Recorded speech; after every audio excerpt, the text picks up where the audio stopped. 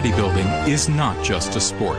It is a way to live one's life, to reach for that moment of perfect symmetry and dimension. Welcome to the cult of the body. Bodybuilding is a tremendous thing when you realize that you have a hand, you have the power to create your body the way you want it. Today on stage, you have to be as big as you can be, as muscular as you can be, as ripped you can be, and as freaky as you can be. I think that we are a little bit obsessed. Bodybuilding is not body destruction. If anyone thinks that there's no drugs in all sports, they're living in a vacuum. I am 100% drug-free. Bodybuilding gives you power, gives you energy. I really respect these guys that go out there and do it naturally because they've really got to pay attention to their diet and their supplements. And I'll pick poses that are going to make me look bigger than I really am. Because that's what this sport is all about. It's a sport of illusions. I don't want to sound cocky or anything, but I'm going to go out there expecting to win.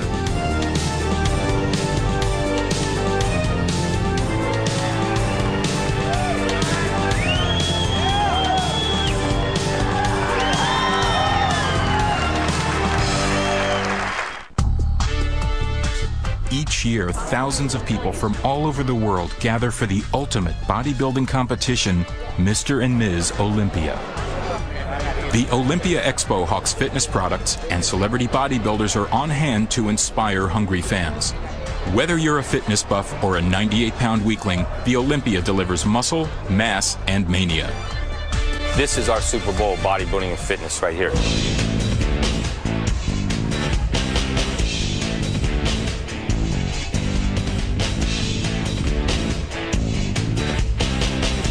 You have to have strong willpower, you have to have strong determination, and you must love what you're doing more than almost anything in the world.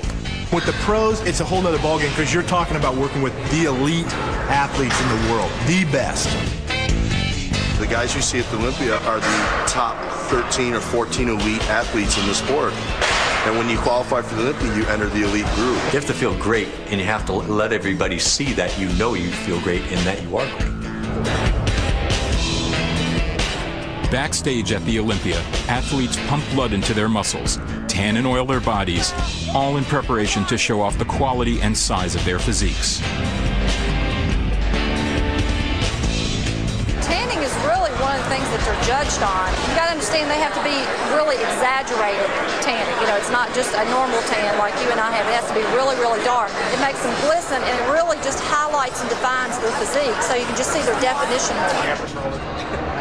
I'm the last person they see before they go up on stage, so it's very important that I make them look their best. They're presenting that total package, therefore I must make sure every body part is completely in view. If there's too much oil in one spot and not enough on another, it's going to take away from their symmetry. It could do nothing but mess up their body, so all that time, effort, money that they put into their contest could be completely axed. A panel of IFBB judges await the start of competition. We judge them for their muscularity, for the symmetry, and their proportions and definition. There are 7 compulsory poses highlighting arms, legs, abdominals, and back. Each competitor tries to emphasize their strengths and hide their weaknesses. The size in itself won't make you win. The quality of the muscle itself won't make you win. It's a combination with symmetrical development. That's the key. Every part of your body has to be symmetrically developed to the other parts, and they all have to be at their top level. If somebody comes in with a huge, massive chest and massive biceps and shoulders, but they've got weak legs, they're gone. Symmetrical posing means you show the left and your right side of your body exactly the same way. Then we do a comparison where we put 2 or 3 fellows together. That's really where you can really get down to the nitty-gritty. Because everybody looks good by herself. At this level, these guys are all champions. So when you see them by themselves, you're going to say, wow, this guy's great, this guy. You put them together next to each other, and that's where you decide who's first, who's second, who's third. What goes on in the pose down, it's a culmination of all 3 rounds, and it's the athletes trying to outdo one another. So if one guy does a pose, the other guy's saying, look, I can do it better, and he's trying to prove to the judges, I'm better than this guy. The pose down is where the bodybuilder's charisma and confidence shines through. It is a free-for-all, and the audience loves it.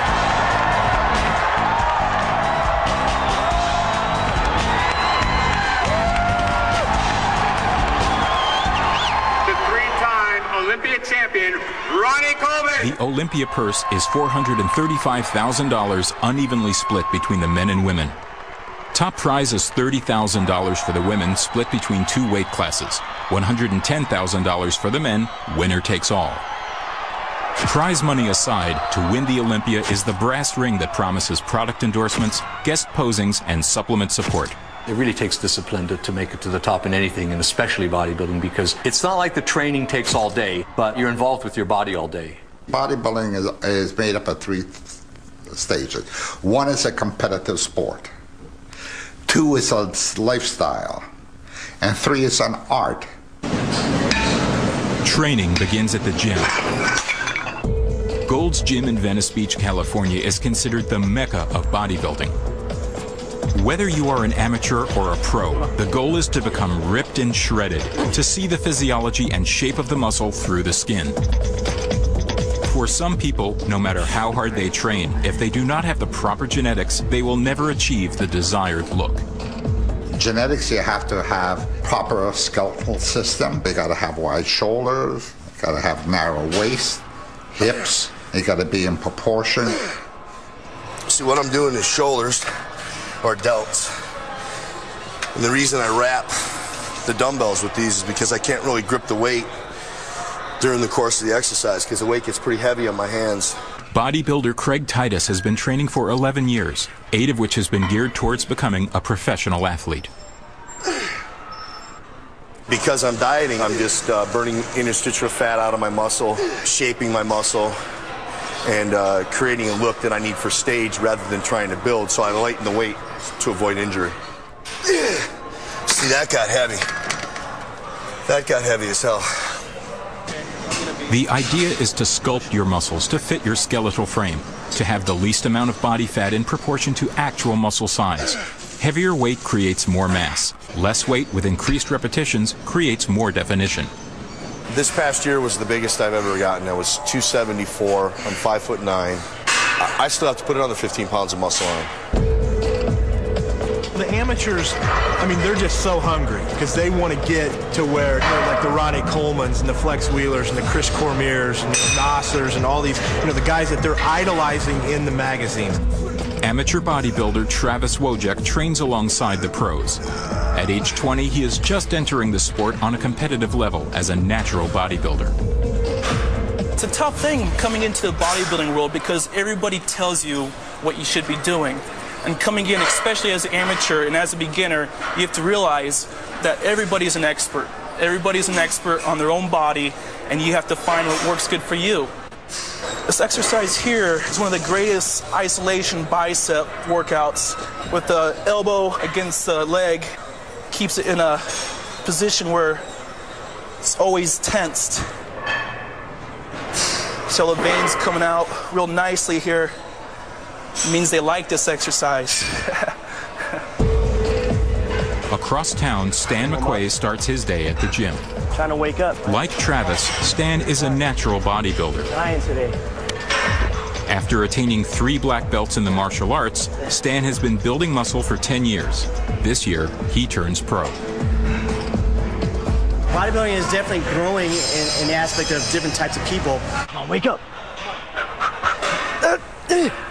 Especially now that the natural shows are coming up, you don't have to be a freak anymore, and they can see that, hey, we can just take natural supplements and compete. I'm not trying to get big and huge, I try to stay nice and symmetrical, still pleasing to the average person, so that when they come to the competition, they can actually say, I'd like to look like that, and it is easily obtainable. Not easily, but it is obtainable. I see definitely a push for natural bodybuilding. I see guys that are training in the gym, they want to look cut, they want to look muscular, but they don't want to look huge. First of all, it's the hardest sport in the world to turn pro at. When you're professional, you can make money at it. And when you're amateur, you don't. Basically, the difference is when you become a professional bodybuilder, you get paid for absolutely everything you do. Photo shoots, magazine covers, endorsements, guest posing, seminars, guest speaking, and even your prize money. And as an amateur, you don't get paid prize money. In several weeks, Travis Wojek and Stan McQuay will be competing in the bodybuilding competition, Muscle Mania. Open to amateurs as well as professionals. Its distinction is that it is a natural bodybuilding contest. I qualified to become a pro back in May in New York. and I'm entering this competition as a pro. So it's going to be a little bit different, a little more pressure. Now there's money involved, so it's a lot more at stake here. Being involved in a sport, you always want to rise to the highest ranks as possible in that sport. That's why you're in it, to rise to the top, to be the best. If I can become a pro being natural without taking the drugs and being healthy and inspiring people to be healthy, just wait and see. If that is possible, I will do it. What is perfection? The classic sculpted Michelangelo's David, or the Farnese Hercules, the massive, more developed look? As the aesthetics of the body have changed, so have the physiques. Now, bodybuilding has always been dominated by the heavily massive developed physique. Today on stage, you have to be as big as you can be, as muscular as you can be, as ripped you can be, and as freaky as you can be. You have to be like that, otherwise you're not going to win the competition. I'm the leanest guy to ever win the Mr. Olympia contest, especially 3 times. When I won it, at 5'9", I weighed 190, between 185 and 190. Today in bodybuilding competition, if you're not 250, you're considered thin. When you go to competition like the Mr. Olympia competition, you want to see guys looking freaky. You want to see the bigger guy come out, a 22-inch arm. Holy mackerel, look at it, boom, boom, flexing, rocking the whole stage. People getting fired up. They want to see that. That's what it takes in bodybuilding. People want to see those guys looking so freaky. The audience loves it. And now for the last 16 years, it's been the massive trend. Nobody is concentrating on developing symmetry of proportion, shape, and definition anymore. If you take a bunch of guys, like 20 guys that weigh 190 pounds, 200 pounds of beautiful symmetry, you're going to get this. Because people want to see the big guy. They want to get excited to see the huge muscles like a cartoon.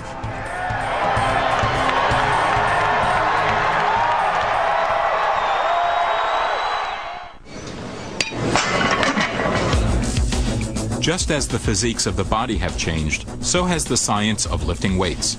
Early on, weightlifters and fitness enthusiasts utilized free weights, commonly called barbells and dumbbells. Machines were developed to replicate weightlifting exercises. They enable people to lift weight with more control and safety.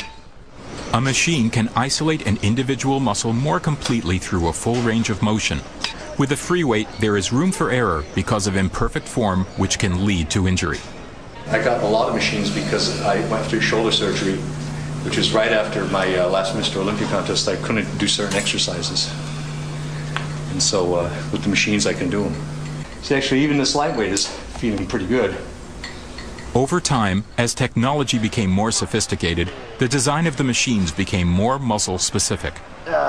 Today, there is no one standard as to what works better to build muscularity, which is why bodybuilders use machines in combination with free weights. Bodybuilding has an interesting history. The start of bodybuilding began in the 1890s with Eugene Sandow, who, by the way, is the model for the Mr. Olympia trophy. He was one of the forerunners of developing the perfect body. He was more an all-around acrobat, strongman, and performing feats of strength. Next was Steve Reeves in the 50s. And Reeves, in my opinion, was the most proportionate, good-looking bodybuilder of all time. He really had it all. I used to read comic books, like the Incredible Hulk comic books. And then one day I discovered a muscle magazine, Muscle Power, and Dave Draper was on the cover.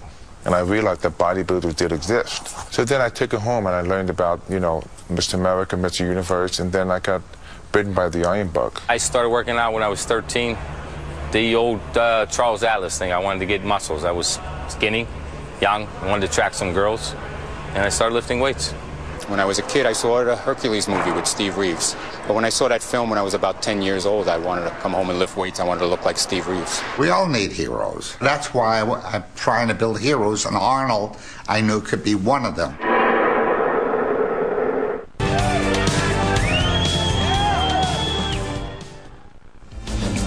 My relationship with Arnold and him with me is the complete story of my life work.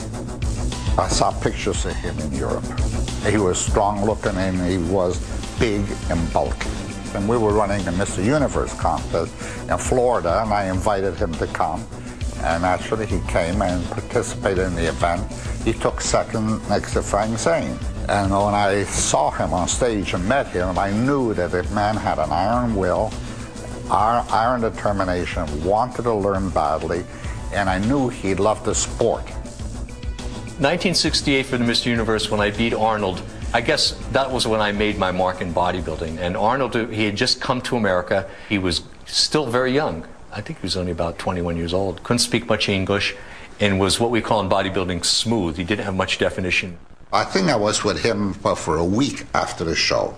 I showed him how to pose, how to control his muscles, and so forth, and he really greatly improved because he had a lot of muscularity, but he didn't know how to show it. And I said, Arnold, would you want to go to California? If I can send you to the old original Gold Gym where a lot of our champions were training, you would be among them all, and you would be able to pick up a lot of their training methods and ideas and so forth. And he said yes. But Joe Weider told me, he says, he thought that Arnold would be the greatest bodybuilder of all time and for a long time.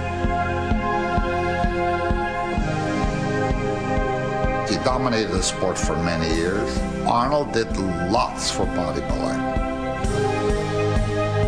I'm looking to build a classical looking body such as the bodybuilders back in the golden era of bodybuilding, back in the 70s, back when Arnold ruled, and of course he still does. His presence is always around. Here in the gym, Gold's Venice, touching the same weights that he has touched, sends a bolt of electricity through your body.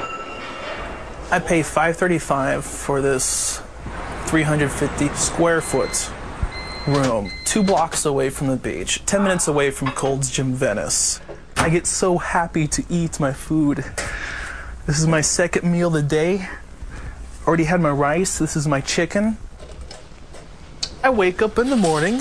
I plop down from the skyrise, grab my burner, and I walk on over into the bathroom, plug it in, turn it on, come over here.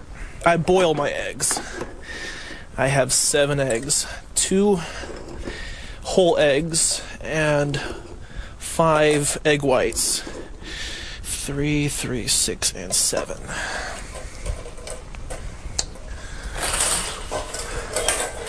Fill up water, put it on the hot burner,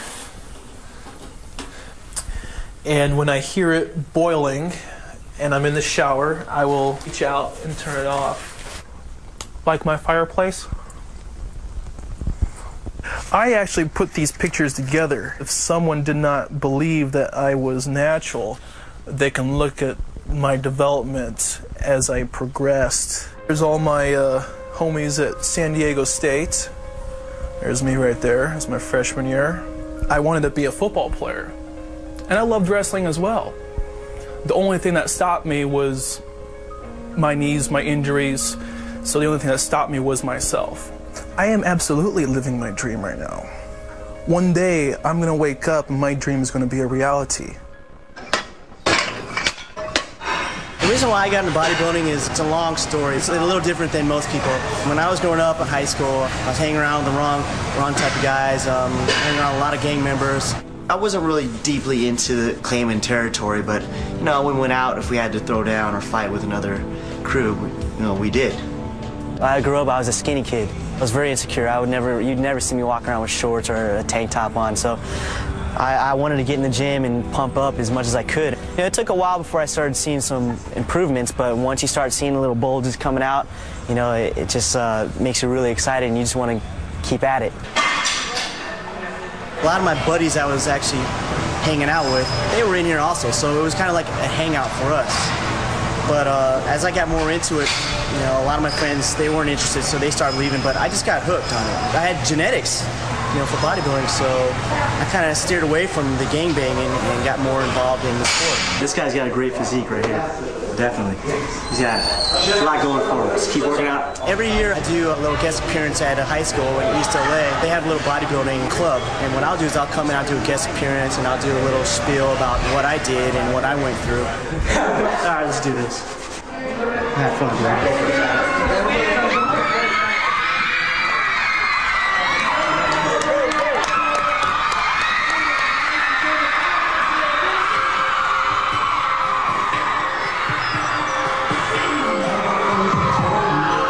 rippling muscles on male bodybuilders inspire admiration and attract a strong fan base. However, take that same aesthetic and put it on a woman's physique, and you have a different story.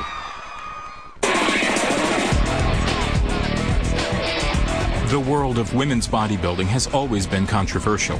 From the decrease in size of the purse to the increase of the size of the women's physiques, it is a sport that is in transition. The physique of the pro females have changed so much. You would look at a contest that I was in and look at a contest, 2 years ago, and you'd say, this isn't even the same sport. A perfect description is when people find out I'm ex-Miss Olympia, 6-time Miss Olympia, and they go, oh, but you don't look like one of those bodybuilders that I see on TV. Corey Everson did probably the most to keep women's bodybuilding popular because she was such a total package. She was good looking, she had a great body, and she was charismatic. And then after that, I think the winners got more and more muscular and they had less of the total package, and now it's got to the point where there's no total package, there's just a lot of freaky muscle. In 1985, I ran the Miss Olympia in New York at the Old Felt Forum. We sold 5,000 seats and had to turn a couple of hundred people away. But as the physiques increased, the attendance dropped. There's the argument that every athlete should be permitted to develop themselves to the maximum. But to turn a woman into a man is just a little too much. When I first started out, my strongest body part were my legs. I came from, tumbling background, track background, dance background, so I always had really genetic legs. My father had great legs. From the first time she picked up a weight, 2 years later she was a pro. My husband was my trainer, and we worked very, very hard to just bring out that overall package where no body part stood out from another body part. After 3 years of trying, Kim Chizevsky won Ms. Olympia 4 times in a row. Away from the bodybuilding limelight, Kim Chizevsky and her sports nutritionist husband, Chad Nichols, live in Missouri. I am now making a transition to fitness, and it's because basically I've achieved all I could achieve in women's bodybuilding. I had been the big muscular girl for long enough, and I just wanted new challenges. In deciding to take the fitness challenge, Kim has shed at least 55 pounds of muscle in just over a year.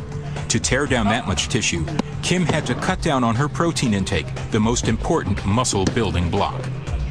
I am a lot happier now that I am trimmed down and can wear normal clothes and off-the-rack clothes instead of having to have everything made for me. It was never that I liked being big. I never liked the off-season where you had to, gain weight in order to lose weight to look a certain way. I had like 11-year layoff of doing no gymnastics, no tumbling at all, and I'm above and beyond at the age of 32 where I was when I was, in college. So this is pretty cool for me. The movement now is with the Miss Fitness Olympia. The popular bias is in favor of a more lean and traditionally feminine look, where women are judged by more traditional standards like they were in the early 80s. More like a beauty contest. Athletic women that are beautiful and have good physical development, have definition, are not big, don't do muscular poses, and have a lot of flexibility and have some kind of act that they do.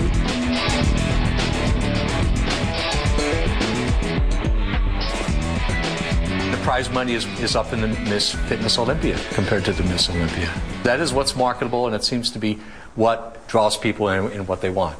I think there's a turnaround coming, and I think this last year was the year that's going to make this turnaround happen. I think the judges and the public and the Weider magazines, I think everybody is saying enough is enough. We are going back to what we had 10 years ago. Come on, Lisa. It's funny, looking back on it now and getting that big, is like I wasn't looking in the mirror at myself, so I couldn't really see how big I was getting. But now looking back and I compare, and I'll be like, Lord, I was huge. Professional bodybuilder Lisa Lewis has been referred to as an Amazon. At a height of 5 feet 10, during the off-season she weighed in at 205 pounds. In competition, her weight was 193 with 3% body fat. I'm 180 now. I like to come in competing at 160. The criteria is changing. They don't want the big girls anymore. They want us more defined, more detailed, simplifying our looks. I think the change is good and healthy for the sport, but I don't think that they're realizing that you can't tear the muscle down overnight. Today, bodybuilding is a billion-dollar fitness industry. Where did it all begin? The name Weider is synonymous with fitness and health. Right. Okay. So how to get people off the phone. Joe Weider is credited as the founder of the modern bodybuilding movement. I always enjoy it. You know, when you love something, you just love something. It grows on you. In 1940, along with his brother Ben, Joe created a self-published newsletter devoted to fitness, Your Physique. When I told my mother I was going to publish a magazine, I must have been around 17 or so, she thought I was crazy. She says, "You can be a publisher?"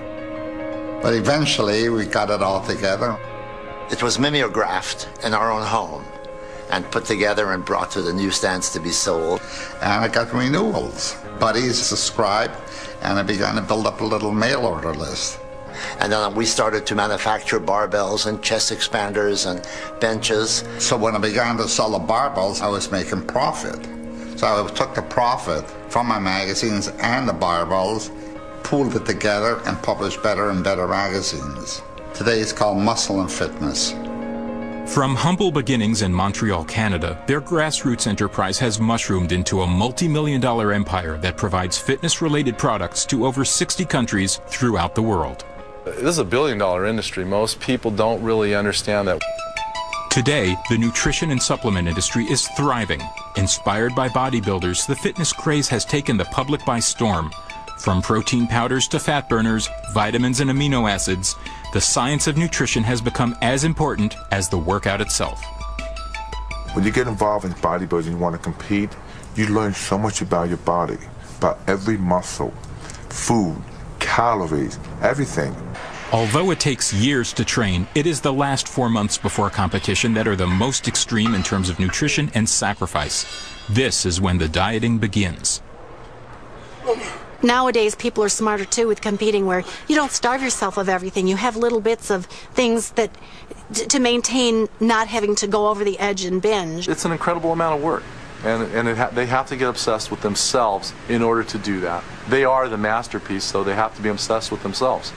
Everything the bodybuilder ingests is taken into consideration for gaining muscle or losing fat. I'm going to go buy my food for the week since I'm preparing for the Muscle Mania. Got to eat. The off season is basically trying to gain as much weight to get as big as you possibly can. So then when you start your pre-contest diet, basically you're dwindling down, trying to save as much muscle, but at the same time you're trying to take off as much fat as you possibly can. Right now I'm looking for some steak. I like to take in some beef about 3 days a week to keep my calories high. I look for stuff that's really lean and inexpensive, of course. I usually go through about anywhere from 8 to 10 breasts a day. Broccoli, 3 pounds of broccoli. I go through this in about 3 to 4 days. I'm eating anywhere between 10 to 20 eggs per day.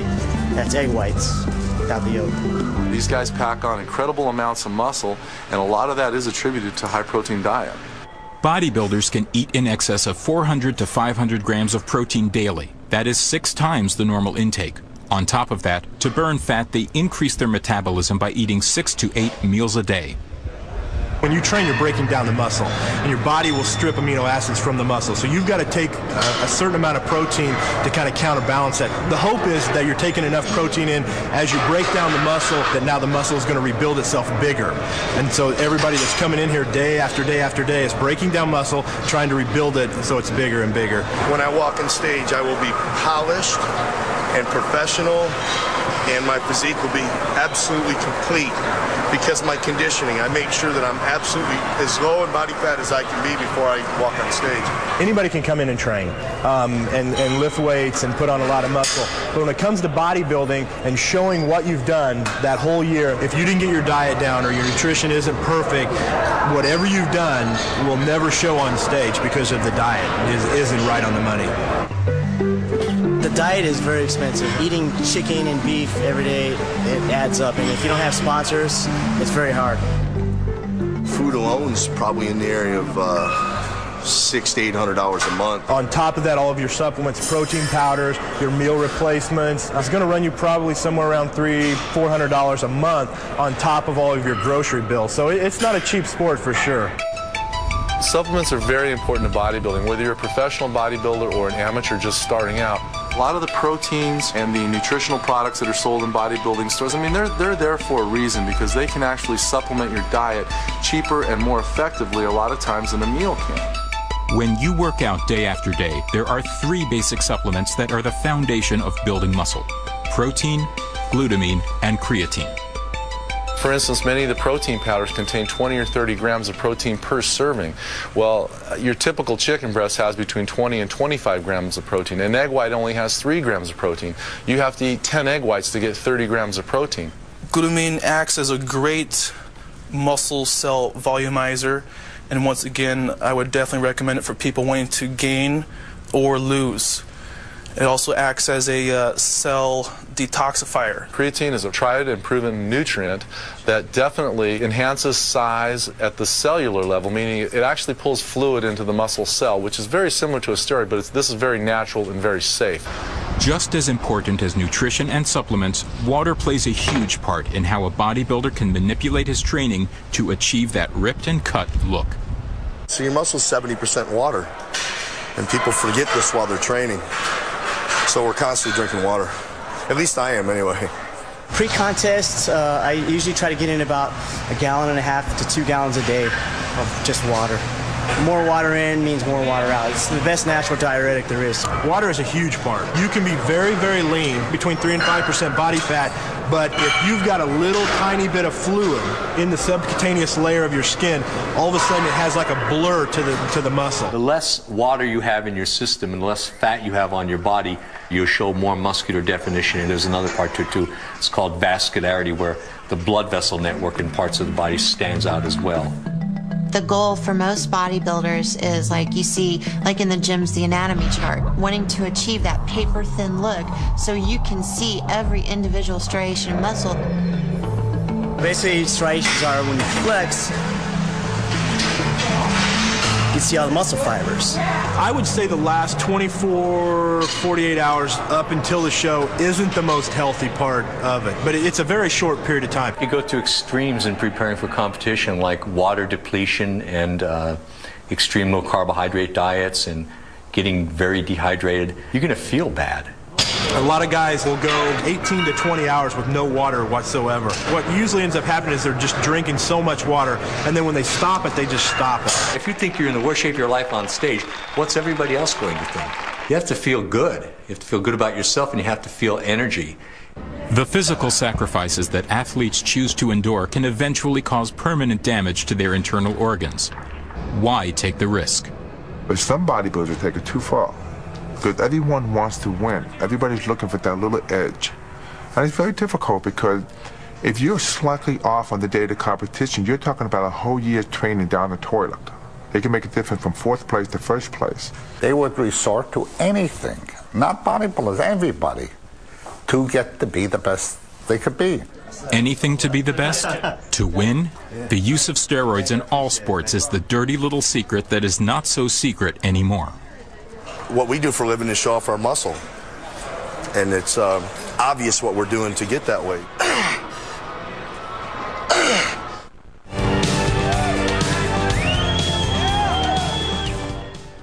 Muscle-Mania World Championships, only the best are here.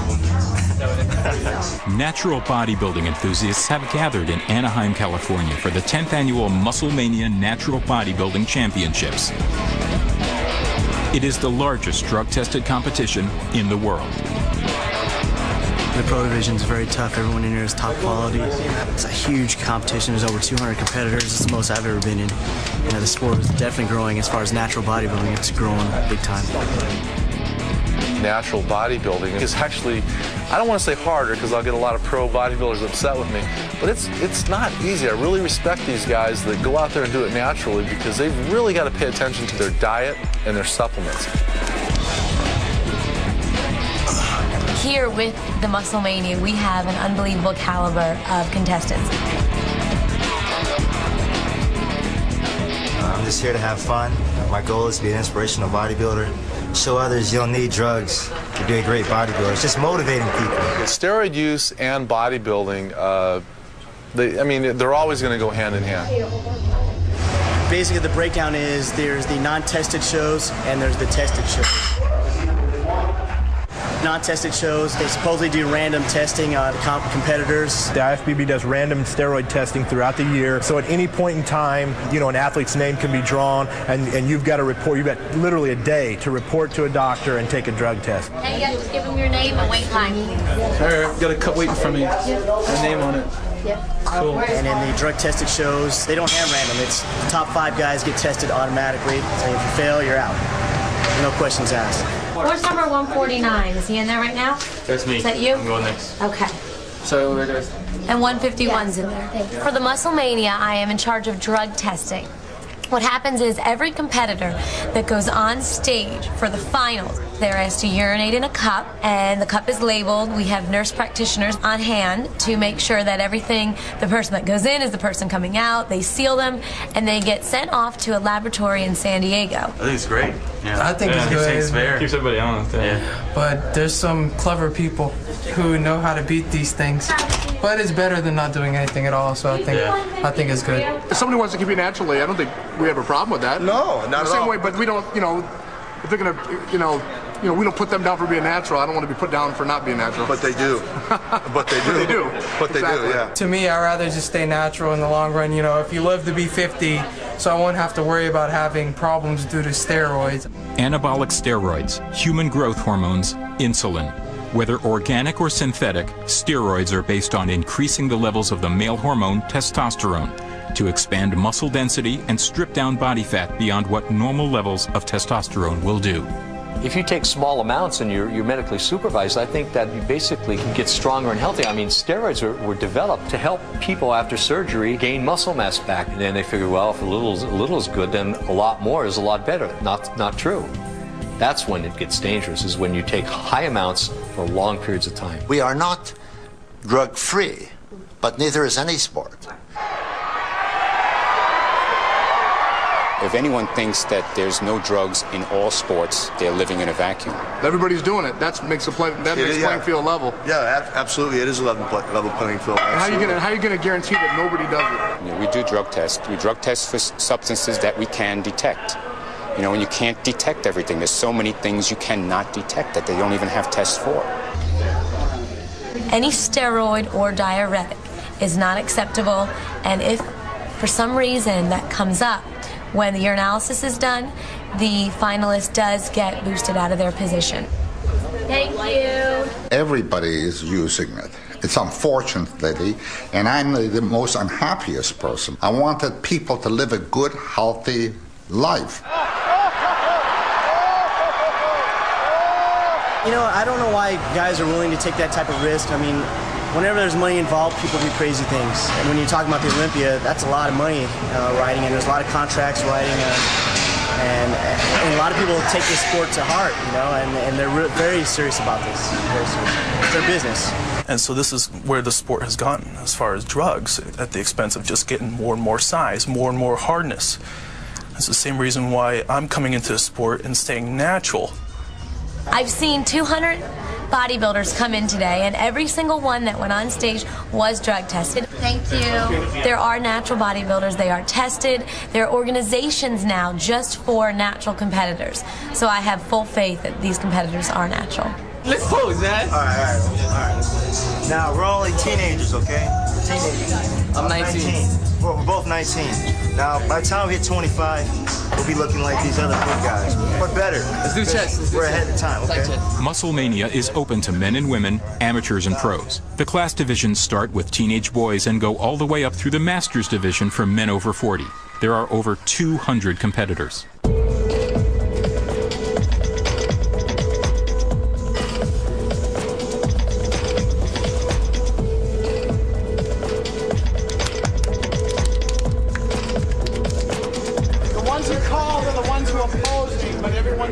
The camaraderie here is really good. Everyone helps each other. That's what's great about it. We're all friends.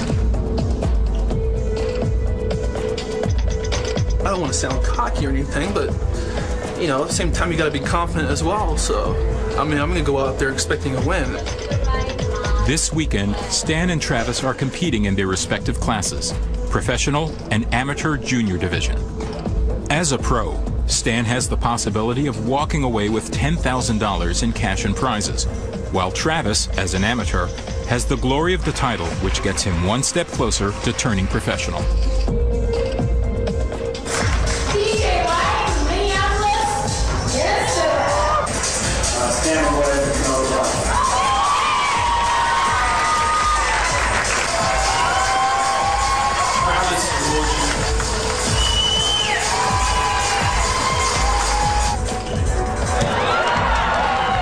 Here's my biggest fear. You've got 40 guys in the show, and what they do is they line us up on the side of the stage, and there might be 1,000 people sitting in the audience looking at us in our underwear, basically. So you're standing there naked, in a line with 40 guys, and your worst fear is if they never call you out, because there's nothing worse than seeing some guy cry backstage, and I'm talking literally crying because he worked 16 weeks and never even got a call out. And I've seen it happen at the last shows I was in, and that's just never going to happen to me. I can guarantee you that.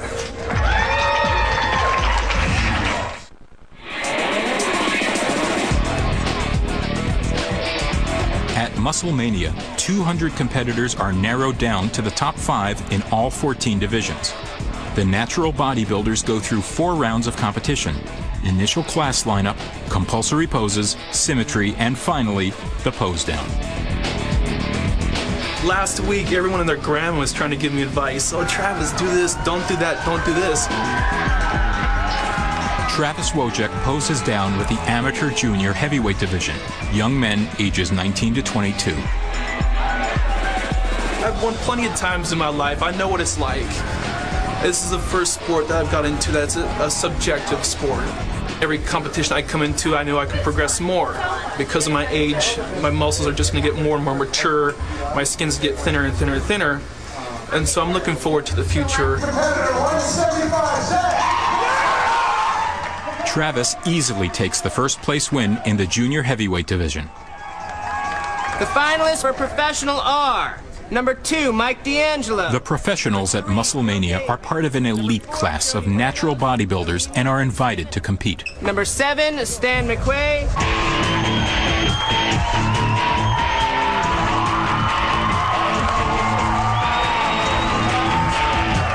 It is the hardest, most grueling thing when you're on stage. People don't realize how hard it is. I mean, to me, it is the hardest thing at all. I mean, coming in here and lifting the weights is easy.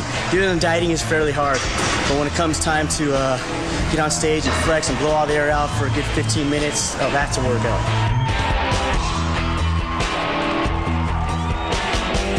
Oh, I'm burned out. I'm tired. I'm hungry. I'm hungry for a win. After narrowing down the top 5 to the final 2, the possibility of Stan McQuay winning is 50-50.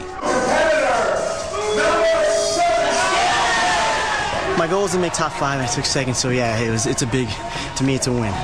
So I'm excited. It's worth all the hard work, and now I get to go eat. Stan is greeted by his biggest fan club, his mom, dad, and girlfriend, Carolina. It's over, honey. I know, it's over. We get to eat now. We get to eat. Most bodybuilders, the first day after their first contest, they pig out and they eat everything in sight. And I did it. I ordered a 20-ounce porterhouse steak. Here you go. 20-ounce porterhouse. I'm ready. You're a lucky man. We don't eat like this all the time, but every once in a while it's awesome. When the competition is over, the crowds have all gone home and the diet has been broken. It is just a matter of days before the bodybuilder heads back into the gym to begin the cycle all over again. I really don't know as far as what direction I'm going. You know, I'm still new to the sport. I'm here to make some money just like everyone else. I get to travel around the world and help promote the sport of natural bodybuilding. Bodybuilding is opening people's eyes to what's possible for the body. It sets you up for a training experience the rest of your life.